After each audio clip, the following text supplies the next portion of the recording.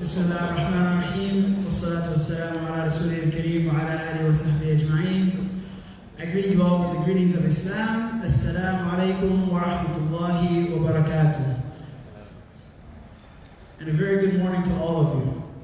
Alhamdulillah, we're here now for day 3 of GIFS, co-located with IDEX. And the focus of today's event will be all about the topic of Islamic Fintech. In order to take blessings from Allah subhanahu wa ta'ala, we will open our event today with the recitation of the Quran. So I would like to invite Brother Fadl to the stage to recite from the verses of the Quran.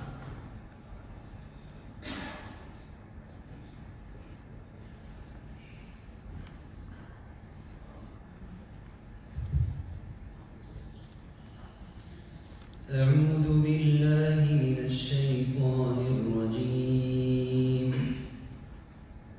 بسم الله الرحمن الرحيم. الذين يأكلون الربا لا يقومون إلا كما يقوم الذي يتخبطه الشيطان من المس. ذلك بأنهم قالوا إنما البيع مثل الربا وأحل الله البيع وحرم الربا فمن جاءه موعظة من ربه فانتهى فله ما سلف وأمره إلى الله ومن عاد فأولئك أصحاب النار هم فيها خالدون. يمحق الله الربا ويربي الصدقات والله لا يحب كل كفار أثيم. إن الذين آمنوا وعملوا الصالحات وأقاموا الصلاة وآتوا الزكاة لهم أجرهم عند ربهم ولا خوف عليهم ولا هم يحزنون. صدق الله العظيم.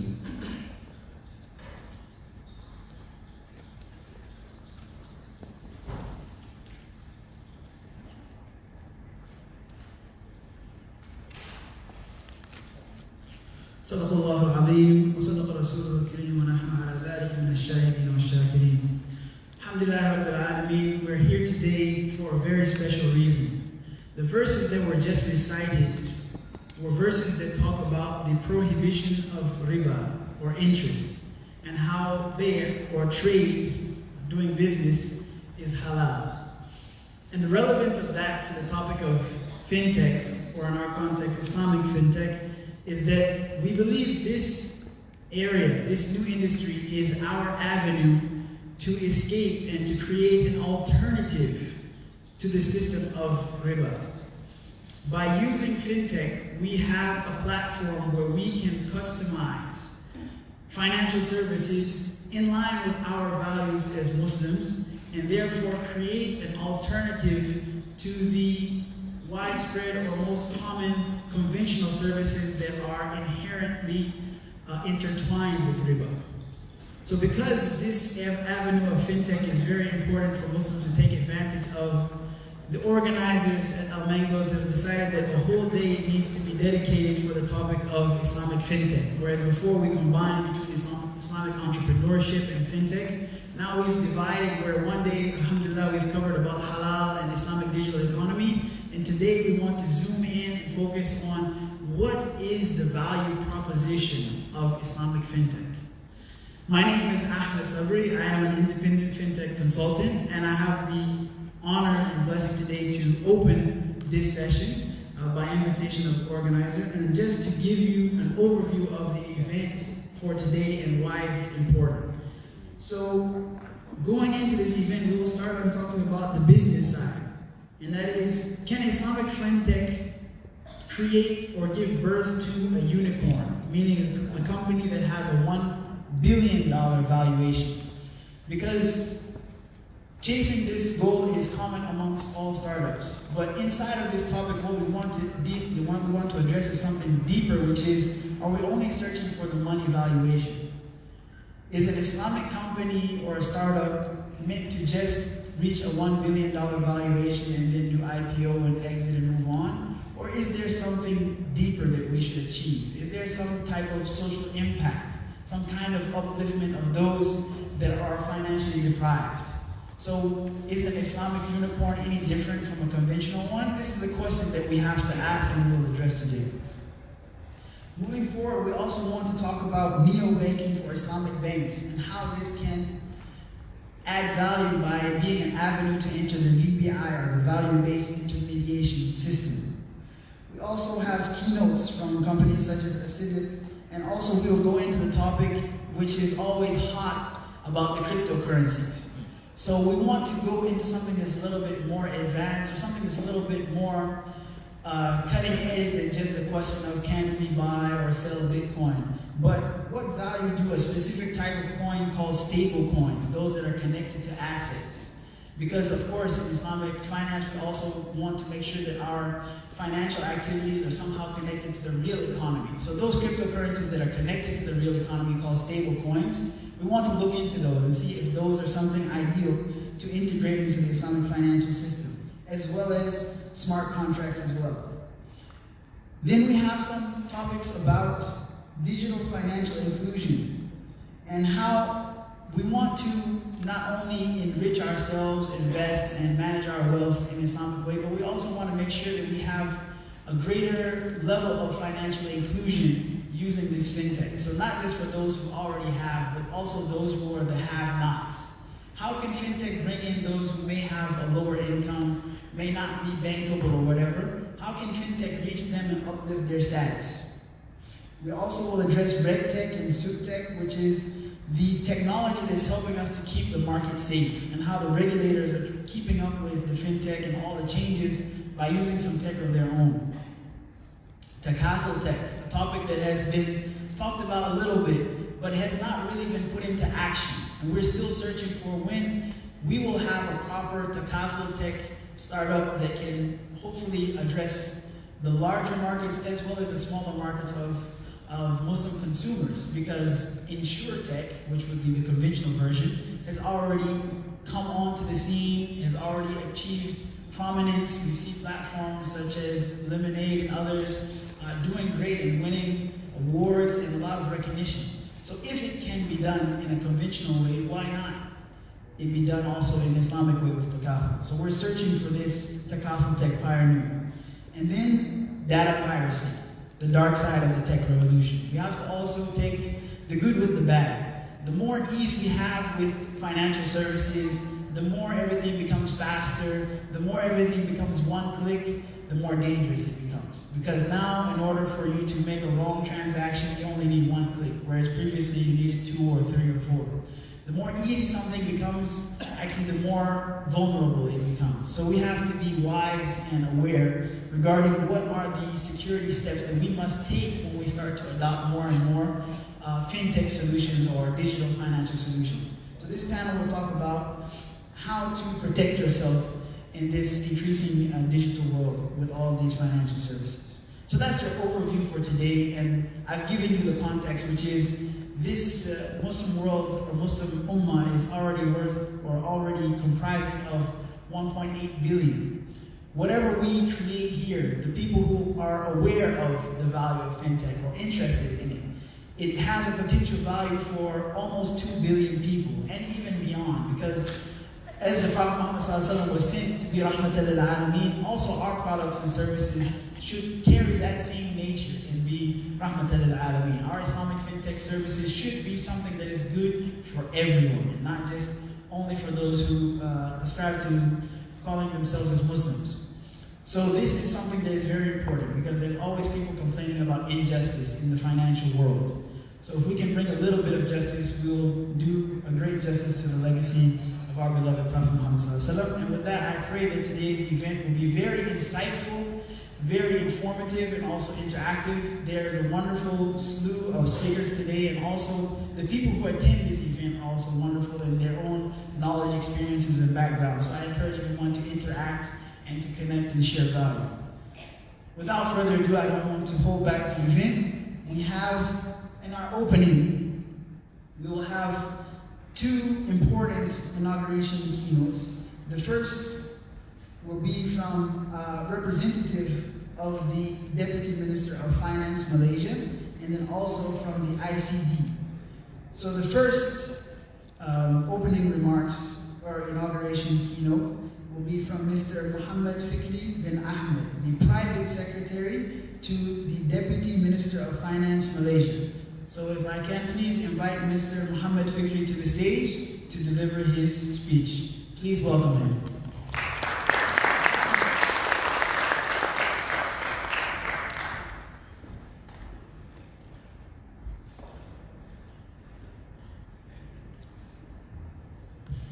Bismillahirrahmanirrahim. Assalamualaikum warahmatullahi wabarakatuh. Very good morning to everyone. Honorable guests, distinguished speakers, ladies and gentlemen, allow me to first begin by thanking the organizer for inviting Yang Muhammad Deputy Minister of Finance to deliver the keynote address at this event. Unfortunately, due to urgent call by our Prime Minister, due to our budget tabulation Parliament next coming Friday, he was unable to attend, and he sent his greatest regards to all of you. And I'm here to deliver his opening speech for today's event. Ladies and gentlemen, it is a great pleasure for Malaysia to be the host of the second edition of such a dynamic event that is bringing together entrepreneurs, investors, and major organizations from around the world. This stands as a testimony to Malaysia's support for Islamic finance and Fintech and sincere desire to be the leading hub and facilitator for this important industry. Malaysia has great potential to broaden its market, share and strengthen its leadership in Islamic finance. In fact, according to a new report from S&P Global Rating, the global Islamic finance industry will continue to expand slowly in 2019 to 2020, owing to tepid economic conditions in certain core markets. However, inclusive standardization, fintech, and focus on industry social role could help spur growth in the next few years. Malaysia continues to be the main driver for the sukuk market and represented 49.7% of the total global outstanding sukuk, which stood up at USD 466.8 billion at the end of first half of 2019 itself.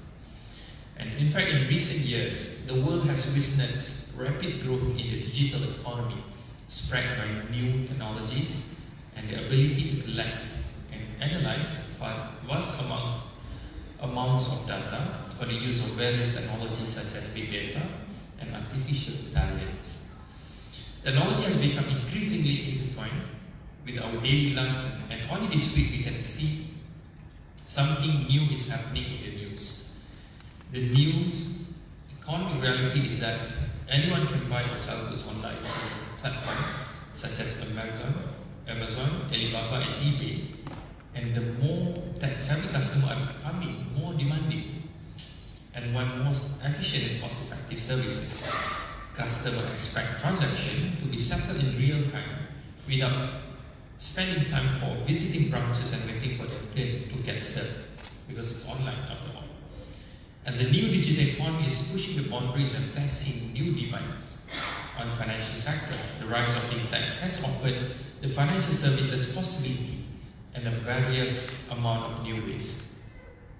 What is key for us as Muslims, however, is not only pursue profits and economic gains, but also to create products and services of true substance that bring benefit to humanity and this earth by following the ethical principles of Islam that relates to economics, trades and finance. There are many companies that have great valuation, but in the long run do not add a sufficient amount of value to the real economy. Ladies and gentlemen, therefore, Fintech will enable Islamic finance to attract more customers, increase efficiency, reduce costs, and help the sector to become more competitive without compromising on profitability. Just to give some context to the scope and size of fintech potential, consider the following. In 2018 itself, more than $500 billion of remittances were transferred to low-income countries alone. In the ASEAN region, we can see remittances received from abroad contribute to more than 5% of some of these countries' GDP. That's how large it is. With the revolution of payment now being possible by scanning a QR code, the ASEAN region has quickly caught up, and according to a recent study by Visa, 81% of the ASEAN region is aware of the QR payment system, and 75% are interested in using them. In this country in particular, 70% of Malaysian consumers prefer to visit merchants that accept digital payment compared to those that only accept cash. This is an increase of 31% compared to the previous year, according to Visa Consumer Payment Attitude Study 2018. Clearly, this indicates that digital payments are becoming the payment method of choice in Malaysia. Such a dynamic market has definitely attracted the attention of global investors, and according to Accenture, the total value of fintech deals globally in the first 6 months of 2019 was USD 22 billion. This was actually lower than the amount of funding raised at the same time last year, which was USD 51.2 billion. In the recent past, many people label fintech as a threat or disruptive towards Islamic finance, but we have found that fintech is a great complementary layer of services that enhances the ability of Islamic finance to reach a larger audience and market. Fintech is an opportunity that the Muslim world must not miss out on. The beauty of fintech is that it can be customized and modified in many different ways to allow us to create a new Islamic financial services that will be very difficult to create within the banking industry. Also, the fintech industry has a much lower barrier to entry, which allows the youth to have the opportunity to jump into the larger financial industry and try to create their own business. So it's easy entrance. So Malaysia has a number of institutions and initiatives that support tech startup and entrepreneurs to come here and build up their companies and grow from Malaysia all the way to the international market. We hope such facilities will be attractive to the upcoming future fintech unicorns. We are always happy to share experiences with our friends from all around the world. In fact, the initiative made under the Ministry of Finance, in which we have recently established a committee to look into Islamic finance as a whole, particularly the development as far as Malaysia is concerned, fintech will also be one of the areas which pull our interest in. And once again, I also hope that this event will grow from strength to strength as a platform that brings together industry players, regulatory bodies, and academia to develop and implement breakthrough ideas and innovative solutions. While we welcome the excitement around innovation and technology, we must not lose sight of what is important in upholding the principle of Islamic finance, which is upholding ethical standards and moral and social values. On that note, I wish all of you a successful gathering, and with Bismillah, I hereby officiate Global Islamic Fintech Summit 2019. Thank you. Assalamualaikum.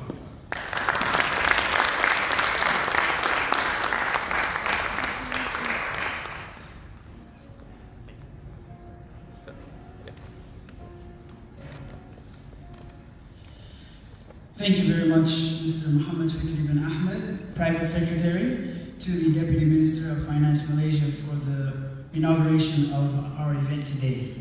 Moving forward, our next opening keynote will be from Mr. Ayman Amin As-Sajani, the CEO of ICD. So I would like to kindly invite him to the stage to deliver his opening remarks. Thank you. Please welcome.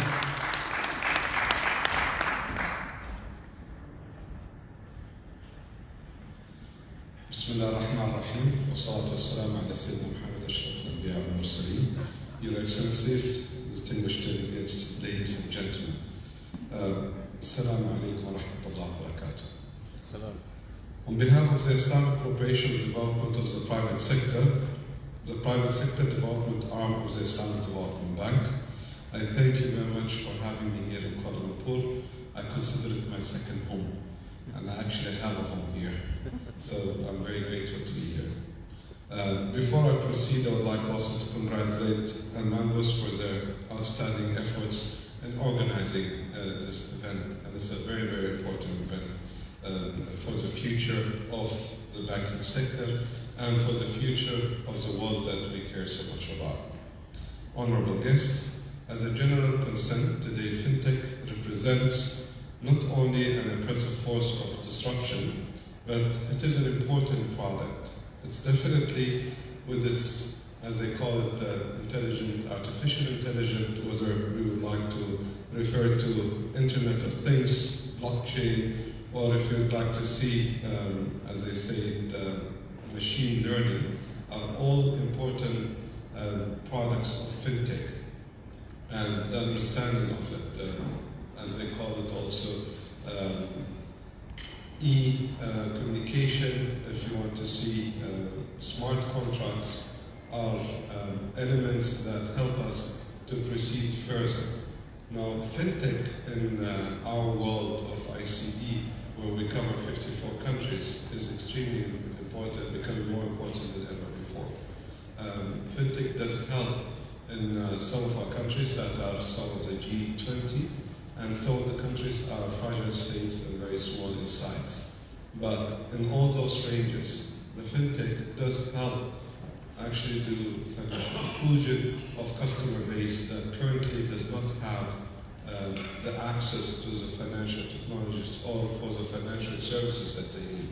It takes some of our member countries' citizens to travel at least 3 hours to 4 hours to reach out to their bank branch, or in order for them to get or receive a service that they need from their financial institution. With financial technology, it will make it much, much easier for them to stay where they're at, reach out to them, and do financial inclusion. Now, said that important part of financial technology for us in ICD, we'd like to also let you know from the other side, majority of our population in the 54 countries are also millennials. And millennials, they have their own style of life, their own style of living. It's a reality, and that reality needs to be serviced and need to be taken care of. On the other side, as you all understand and know, SMEs, small and medium-sized enterprises, are definitely a very important part of any economy, and it's the largest employer. So also SMEs are in bad need of using technology in order for them to increase efficiency, reach out to client base, sell their products, and for us, reaching out. So imagine we have countries or companies that reach out from Indonesia all the way to West Africa and to Morocco and to Sub-Sahara. So it's a whole range of countries that we have to service. And it makes our life definitely easier by having the financial technology and its services. Mention that importance of all that we mentioned. We still see a huge lack of services that have Sharia-compliant products in particular. And we definitely encourage further of doing so. So for example, I was working in global financial institutions before I came into ICD. We used to sell between 35,000 to 45,000 products for our wealth management clients. We used to have a huge range of other elements of products that we can provide them from a trading and treasury desk point of view, and then from commodity transactions. All of that is very much needed in products that are required by our Sharia compliant boards to enhance and On the other side, multilateral development financial institutions such as ICD, our parent company ISDB, embracing technology. We have one of the largest funds that is in science and technology. It does provide venture capital funding from, let's say, $500,000 to almost $1 million in order to support it. Each one of you here in this room can, at all levels, check up the website of ISDB and you can access it. And it's one of the most important development funds that we have for science and technology in order to further enhance it. We in ICD, we are very much keen in providing financial technology for our 119 financial institutions that we have within our portfolio, whether we have ownership in or we have access to or been dealing with. And it's very important for us to connect them together.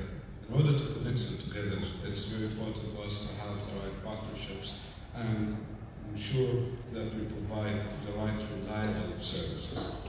So, for example, here in Malaysia, we have actually created or established a relationship with institutions like IAP, which is very much a platform for account platform businesses, and therefore crowdfunding and solutions. The reason why I believe that it's a very important product for the businesses that we create is to help and further provide funding and services for companies that need to be serviced from a point of view, whether it's capital or financing.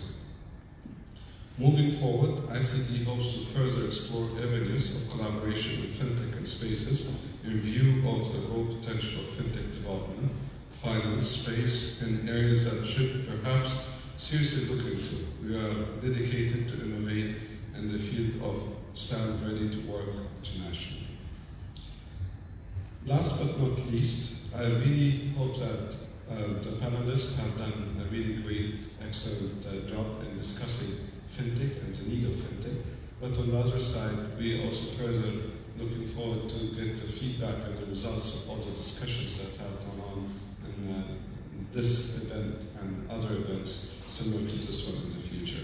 At the end, I would like to express my gratitude once again for all the panelists and participants present here today. You are very critical insights and expertise in the field, and look forward to benefit from your innovation and further deliberation.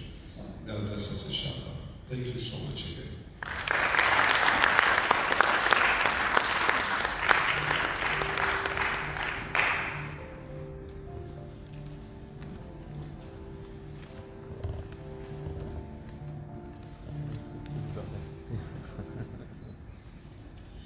Thank you very much, Mr. Ayman Al-Sijani, for those opening remarks and for enlightening us about the strong support that the ICD has for this industry of Islamic fintech. Alhamdulillah. Okay, now we will move forward to our MOU signing. So we'll have an MOU signing which will be between the ICD, which you just heard from right now, and the IAP, which is the Investment Account Platform, which is based here in Malaysia. So in order to conduct this special MOU, we have two layers of guests to invite to the stage. We have our witnesses and we have our signatories.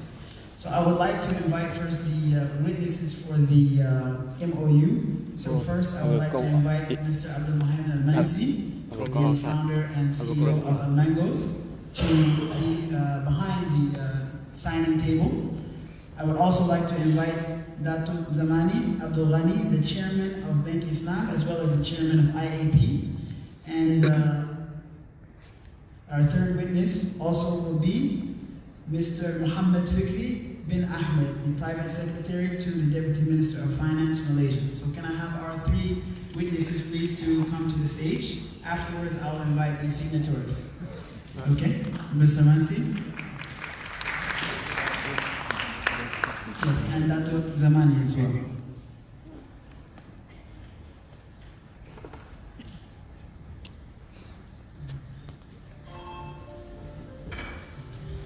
Just all stand behind you so it looks good for the photo.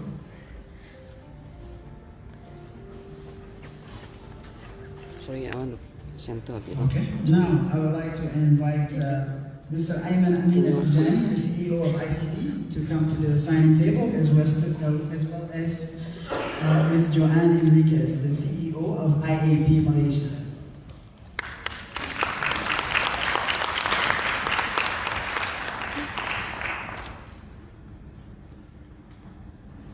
All right, so you may begin.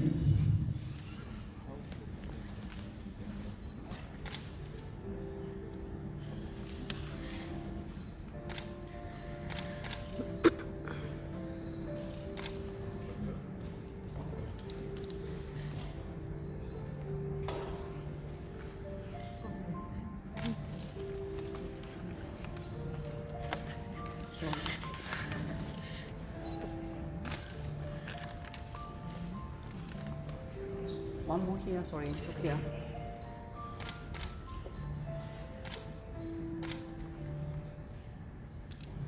After the signing, we'll have another photo session in front of the table, so save your battery if you have a camera.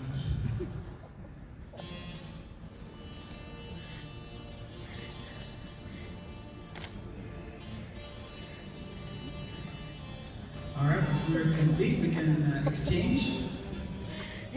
Joanne.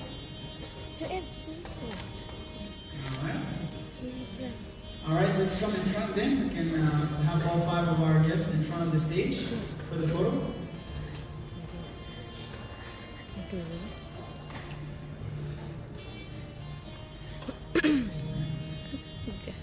Sorry, everybody look at me first, sorry, yeah.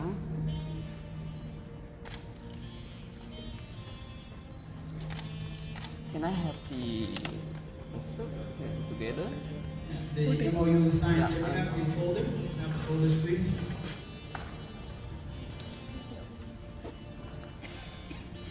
Look at me first, sorry. And smile. Can I have one more touch up? Yep.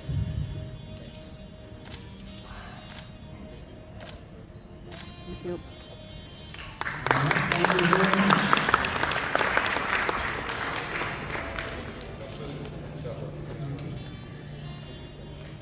And to deliver a few short remarks regarding the importance of this MOU, I would like to invite Ms. Joanne to deliver a few insights and remarks about the importance of this MOU.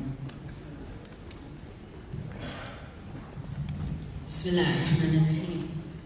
Assalamualaikum warahmatullahi wabarakatuh. Our greeting of peace and mercy, and may the blessing of the Almighty be upon you. His Honorable Deputy Finance Minister of Malaysia, Dato' Haji Amiruddin bin Haji Hamza, as represented by Sheikh Muhammad Fikri bin Ahmad. His Honorable Ayman Amin Asjani, CEO of Islamic Corporation for the Development of the Private Sector, ICD. His Honorable Chairman of Bank Islam and my Chairman, Dato' Zamani Abdul Ghani. Brothers and sisters, good morning. The investment account platform, IAPlatform.com, is a vehicle curated by a public and private partnership, where regulators, banks, corporates, institutions, and the retail folks like you and I come together and join forces to mobilize funds into the real economy and uplift lives of families and communities with Islamic principles and contracts as our guide.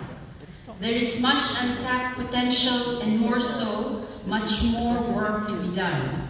We are hopeful that the partnership with ICD will effectively share this model across the international Islamic community and forge collaborations and relationships.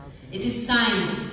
We are in urgent need of this paradigm shift ever so urgently, and may we be empowered and be given the opportunity to show more results, uplift lives, our ummah, one project at a time. The obvious disparity with those that have and those that have not as individuals, families, communities, and societies is widening at a very alarming rate. We see it ever so clearly in our daily lives, with the trajectory not improving. Our MOU with ICD elevates our capacities to a higher level playing field. With this, we hope that the Malaysian experience experience embedded in the value of the investment account platform be shared to other sovereigns to encourage collaboration in the private and the public sectors to promote true vesting and risk sharing as it circulates financial capacities. With the guidance of Islamic principles that promote social justice, we put hopes and efforts to circulate good and elevate lives. Let us, with our time and resources allotted to us, contribute this cause, ladies and gentlemen. Nothing is too small or too large a contribution. Let us promote awareness that inspires us to translate our efforts into tangible course of actions. We acknowledge and remind ourselves that we are Khalifa, or vicegerents who is responsible to care for this world and the societies that live in it. The world will turn as Allah subhanahu wa ta'ala deems it fit. All in the Almighty's proper measure and proper timing and allowance. Let us put forth our best efforts to be vehicles of good. Let us preserve and count on each other and be accountable for each other. Let us aim to contribute and build legacies that will live beyond us. This is the very tenet of every religion and every spiritual belief.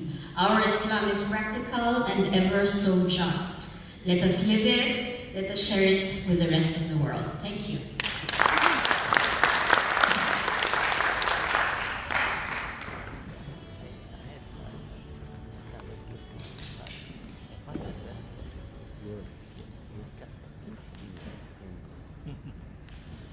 Thank you very much.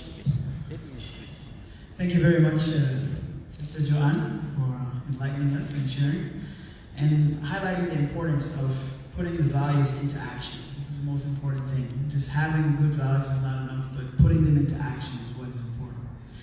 So moving forward, we will now start with our first keynote where we dive into the real topics of today. Going into the fintech industry and asking the question, can Islamic fintech give birth to a unicorn? To address this topic and present the keynote, I have the honor to invite Mr. Rizwan Abdul Aziz,